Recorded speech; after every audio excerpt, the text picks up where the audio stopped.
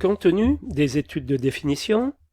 Chaque titulaire de marché apporte les précisions suivantes lors de la remise de son étude.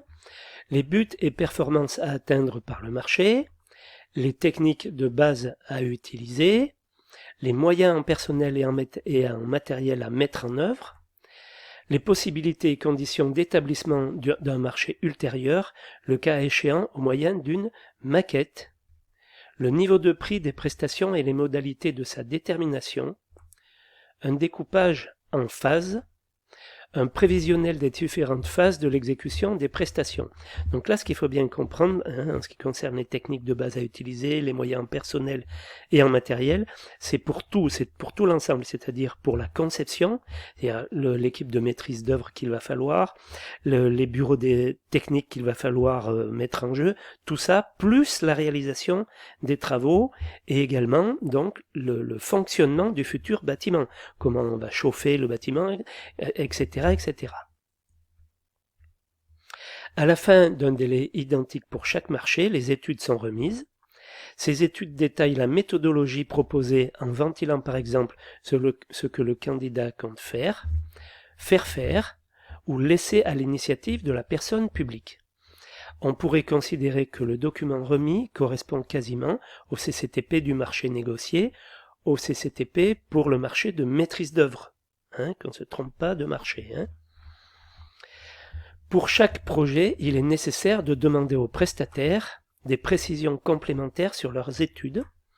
Il convient de procéder à l'examen des propositions relatives à ce type de marché sur la base des principes définis par le Code de la commande publique, c'est-à-dire la transparence, égalité de traitement des candidats, traçabilité. Ça, c'est la règle pour tous les marchés publics. Après les marchés privés, on s'en inspire quand même, surtout les marchés importants, mais en marché public, c'est une obligation. Contrat pour la prestation faisant suite aux études de définition. Le maître d'ouvrage doit remettre en concurrence des prestataires pour la réalisation de la prestation qui fait suite à l'étude de définition.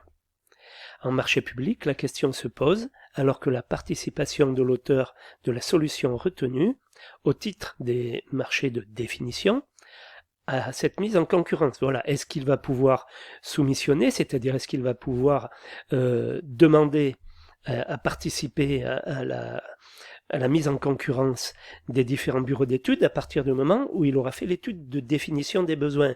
Donc c'est quand même, en marché public, une question très importante.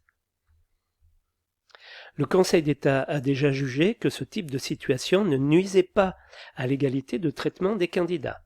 Reste que si le maître d'ouvrage préfère séparer les deux types de prestations, études de définition et marché consécutif ultérieur, il devrait interdire, par une clause contractuelle, au titulaire du ou des marchés de définition de participer à la phase suivante. Ça, c'est lui qui voit.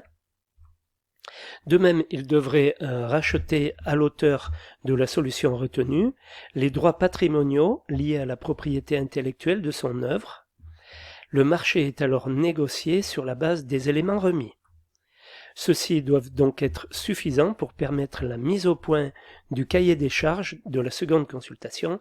Le cahier des charges, c'est donc le programme, c'est l'étape suivante, c'est celle qu'on verra sur la vidéo suivante, en fait sur le prochain diaporama.